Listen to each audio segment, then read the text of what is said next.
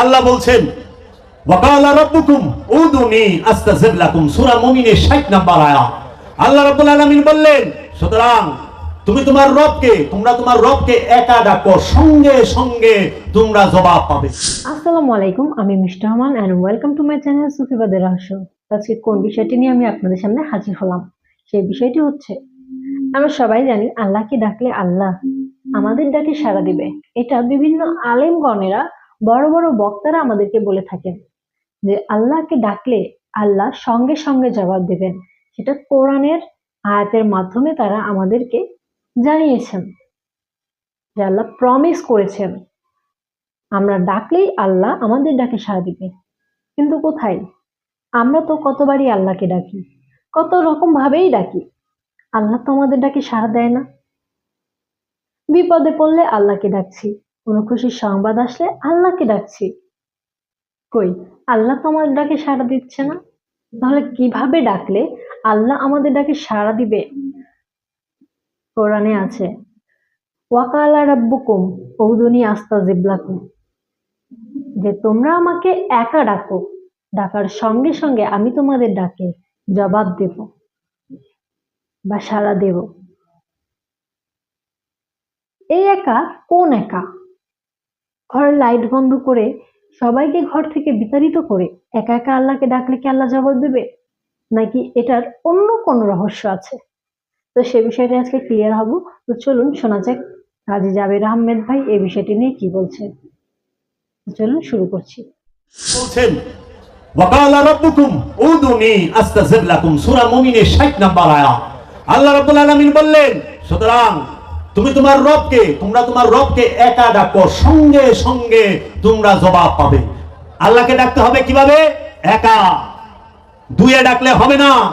এখন আমাদের দেশে এইটার অর্থ অনেকে উল্টা করে, কয় আল্লাহ বলছেন তুমি আল্লাহকে ডাকো, আল্লাহর সাথে সাথে জবাব দিবে, তাই নাকি?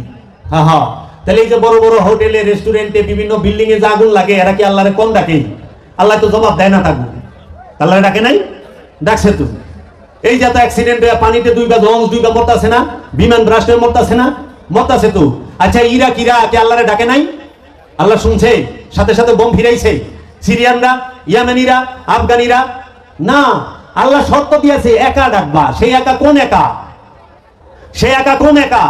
সেই একা কি আপনার এই বাহ্যিক একা, যে আপনি কি করলেন, আপনি নিজে রুমের ভিতরে ঢুইকা আপনার স্ত্রী সন্তানদেরকে অন্য রুমে পাঠাই দিয়া রুমের খিল লাগাই দিলেন, জানলা লাগাই দিলেন, দিয়ে আপনি জিকির করতেছেন আল্লাহ হুম আল্লাহ হুম আল্লাহ হুম আল্লাহ হুম, কিন্তু আল্লাহ জবাব দেয় না। কিন্তু আল্লাহ তো ওয়াদা করছেন তুমি ডাকার সাথে সাথে আমি জবাব দেব। তুমি একা আমাকে ডাকো, আমরা সঙ্গে সঙ্গে আমি তোমাদেরকে জবাব দেব। শর্ত একা, সেই একা কখনো বাহ্যিক একা না। কারণ আমার নফসের সাথে খান্নাস রূপী শয়তান মিলা দুই হয়ে রয়েছে।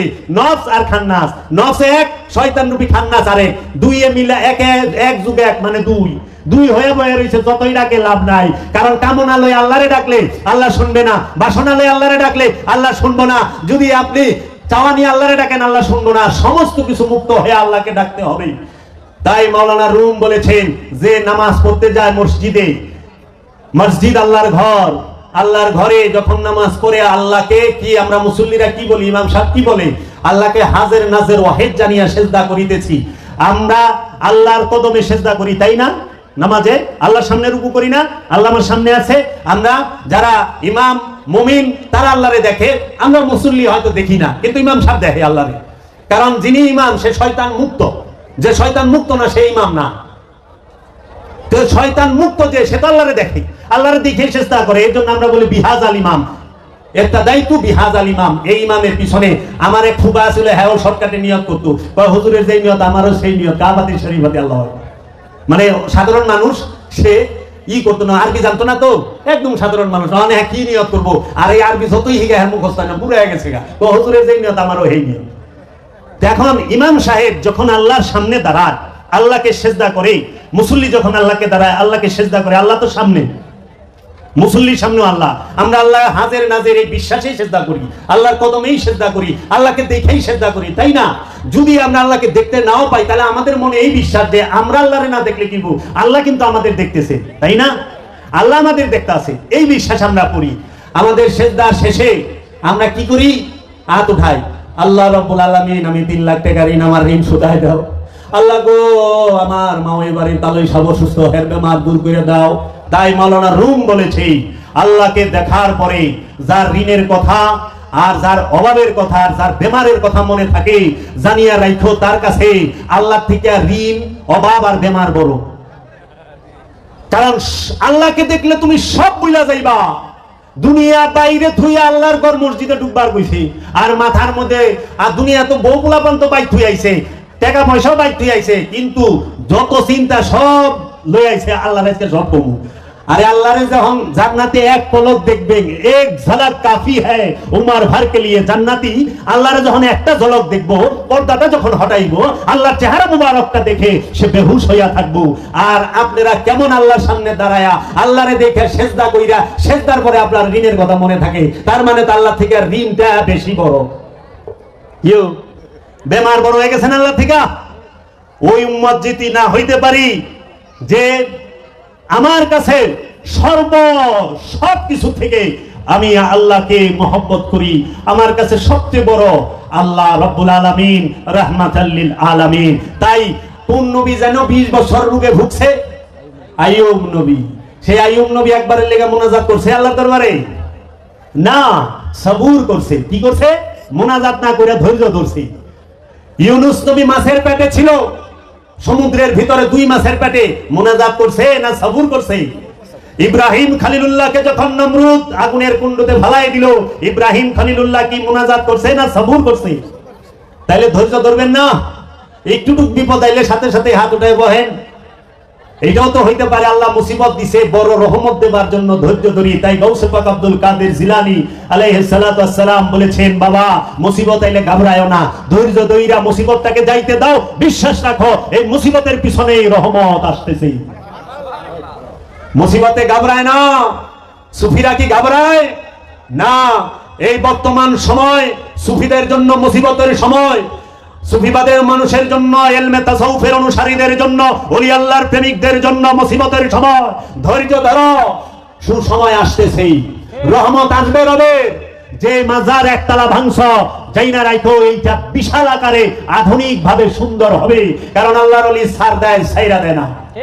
আল্লাহর ওলিদের সাথে জুলাইতে যায় না, কারণ আল্লাহর ওলির বন্ধু আল্লাহ নিজে। আল্লাহ নিজে বলে দিছে, যারা আমার বন্ধু তাদের কোনো ভয় নাই, তারা চিন্তিত হয় না, আমি তাদেরকে রক্ষা করি, আমি তাদেরকে রক্ষা করি। আল্লাহর বন্ধুদের সাথে যারা দুশ্মনী করে, আল্লাহ তাদের সাথে যুদ্ধ ঘোষণা করে। তো বাবারা, পবিত্র করবেন কারে? কলবরে। পরিষ্কার করবেন কারে? দেহরে। দেহ পরিষ্কার রাখবেন, কাপড় পরিষ্কার রাখবেন, আর পবিত্র করবেন কলবকে। এখন মন ভরা লোভ, মন ভরা হিংসা, মন ভরা অহংকার, মন ভরা কামনা, মন ভরা বাসনা, মন ভরা কাম, যৌনতা বুঝায়। সেই যৌনতা, হিংসা, কামনা, বাসনা, এই যে বড় বড় পশুগুলো মনের মধ্যে তাজা করতেছেন সর্বক্ষণ, আর খালি পদ্মা নদীতে, মেঘনা নদীতে গোসল কইরা, সাম্বার সেবল মোটর সাইরা গোসল কইরা একের পবিত্র হয়ে যাইতেছেন। ওই যে শিল্পীর একটা গান গাইছিল, কেমনে জানি কয়, সারাদিন কি সোজাই কোদালে কাইটা, সোজা করে সাইডটা সাইডটা। একটা গান আছে না, মন থাকে না, কিন্তু খুব সুন্দর লাগছে কথাটা। এটি তো মন পবিত্র না হইলে এরকম হবে। আর মন যখন পবিত্র হবে তখন কি করব? আইলটা চওড়া করে রাখবো। কেন? মানুষের হাঁটতে যেন কষ্ট না হয়। আল্লাহর শ্রেষ্ঠ জীব সৃষ্টি আশরাফুল মাখলুকাত হাঁটবে, তার যেন কষ্ট না হয়, একটু চওড়া রাখবে। আল্লাহ রাব্বুল আলামিন ওই যে সাইডটা যেটুক রাখুন, তার থেকে বেশি ফসল এইখানে দিয়ে দিতে পারে ইচ্ছা করলে, যদি আপনার নিয়ত ভালো হয়। রেজাক মিন রাব্বানা, রেজাক তো দিব রবে। আপনি চিন্তা করেন কেন? আপনি চেষ্টা করে কি রেজাক আনতে পারবেন? আপনি আল্লাহর উপরে ভরসা রাখেন, রবের উপরে ভরসা রাখেন। এর জন্য বাবা, লোভ সে নিজেই জাহান্নাম, আল্লাহর হাকিকি জাহান্নাম। লোভ যে করে সেই জাহান্নামী। যে লোভী সে কি শান্তিতে থাকে? এক মুহূর্ত শান্তিতে থাকে? এখন আমাদেরকে বলে যে জাহান্নামে যাইবা, রে জাহান্নামে যাইবা না, জাহান্নামে আসো। সুফিরা কয়, ওলিরা কয় জাহান্নামে কেউ যাইবা না, জাহান্নামে আসো, জাহান্নাম থেকে মুক্তি লইয়া জান্নাতে প্রবেশ করো। এর জন্য আল্লাহ আল্লাহর তরফ হইতে আল্লাহর রসুল আল্লাহর ওলি পাঠাইছে যে তোমাদেরকে আল্লাহর ওলিরা আল্লাহর রসুল জান্নাতে পাঠাইবো কেমনে? এই লুপ থেকে মুক্ত করে দিবে, লুপ মুক্ত হওয়ার শিক্ষা দেবে, দাইমি সালাতের মুরাকাবা মুশাহিদার শিক্ষা দেবে, যেই শিক্ষা আল্লাহর রসুল আল্লাহর হাবিব সরকারে দু আলম তাজদারে হরম ताजदार मदीना साहिबे मिराज सुल्तान अंबिया इमाम किबलतैन सैयदुल अंबिया सैयदुल बशर আবুল কাসেম মুহাম্মদ মুস্তাফা আহমদ মুস্তাফা সাল্লাল্লাহু আলাইহি ওয়াসাল্লাম, তিনি জাবালে নূর পর্বতের 2500 ফিট উচ্চায় 15 বছর 1 মাস 19 দিন মুরাকাবা মুশাহাদায় ধ্যান সাধনা করে আমাদের মতো পাপী উম্মতদেরকে শিখিয়ে দিয়েছে, দেখো বাবা, যদি তোমরা নিজের নফস থেকে খান্নাস রূপী শয়তানকে দূর করতে চাও, তাহলে পরে খান্নাস রূপী শয়তানকে মুসলমান করতে চাও, তাহলে পরে এইভাবে নির্জনে নিরালায় একটানা সময়ে 15 বছরের অধিক মুরাকাবা মুশাহাদা করো, করার পরে দেখবা রবের তরফ হইতে রুহুল আমিন কোরআনের বাণী নিয়ে এসে গেছে। আল্লাহর হাবিব রাহমাতাল লিল আলামিন তোমার হয়ে গেছে, তুমি আল্লাহর হাবিব রাহমাতাল লিল আলামিনের হয়ে গেছো। শুধু কি মহানবী মুরাকাবা মুশাহাদা করেছে? না, আমরা দেখি ঈসা রুহুল্লাহ তার মাতা মা মারইয়াম তিনিও মেহরাবের মধ্যে মুরাকাবা মুশাহাদা করেছে, সেই মেহরাব নির্মাণ করে দিয়েছে মুসা কালিমুল্লাহ। এবং আমরা দেখতে পাই হযরত জাকারিয়া আলাইহিস সালাম মেহরাব নির্মাণ করে দিয়েছে মা মরিয়মকে, এবং আমরা দেখতে পাই মুসা কালিমুল্লাহ তুর পাহাড়ে 40 দিনের মুরাকাবা করেছে, ইউনূস নবী মাঠে মাছের পেটে মুরাকাবা করেছে, ইব্রাহিম নবী আগুনের কুণ্ডুর ভিতরে মুরাকাবা করেছে, করে নাই? কোন এলেন একবার বিবেচনা করেন, কোন সেই জ্ঞান যে আগুনের তকদির পাল্টায় দেয়? নমরুদ আগুনের কুণ্ড বানায়া ইব্রাহিম খলিলুল্লাহ ইব্রাহিম আলাইহিস সালাতু ওয়াস সালামকে যখন আগুনের সেই কুণ্ডের মধ্যে নিক্ষেপ করে, তখন আল্লাহ আয়াত নাযিল করে, কুল্লা ইয়া নারু কুনি বারদাও ওয়া সালামুন আলা ইব্রাহিম, হে আগুন তুমি তোমার শান্ত রূপ ধারণ করো আমার খলিল ইব্রাহিমের উপরে। ইব্রাহিম আলাইহিস সালাতু ওয়াস সালাম তিনি যখন আগুনের মধ্যে প্রবেশ করেন, তখন আগুন ঠান্ডা হয় না, গরমও থাকে না, সে এর মধ্যবর্তী অবস্থায় শীতল হয়ে যায়, কারণ আগুনের আরবি নার, আর ইব্রাহিম খলিলুল্লাহ আল্লাহর জাত নূর, আল্লাহর চেহারা, আল্লাহর নিজের হাতে ইব্রাহিম খলিলুল্লাহকে তৈরি করেছেন। আল্লাহ নিজের চেহারায় ইব্রাহিম খলিলুল্লাহকে তৈরি করেছেন। নারের মধ্যে যখন জাত নূর যায়, তখন নার শীতল হয়ে যায়। নার মানে আগুন, নূর সে জ্যোতি, নূর হইল জাত। ইব্রাহিম খলিলুল্লাহ সিফাতি নূর নয়, জাত নূর, আর আগুন হইল আল্লাহর সিফাতি নূর। সিফাতের মধ্যে জাত গেলে সিফাত ঠান্ডা হয়ে যায়। এর জন্য ইব্রাহিম খলিলুল্লাহকে, ইব্রাহিম খলিলুল্লাহর বংশধরের মহব্বত আপনার অন্তরে প্রবেশ করান, আপনার ভিতরে লোভের আগুন ঠান্ডা হয়ে যাইব, কামের আগুন ঠান্ডা হয়ে যাইব, হিংসার আগুন ঠান্ডা হয়ে যাইব, অহংকারের আগুন ঠান্ডা হয়ে যাইব, কামনা বাসনার আগুন ঠান্ডা হয়ে যাইব, ষড়রিপুর আগুন ঠান্ডা হয়ে যাইব।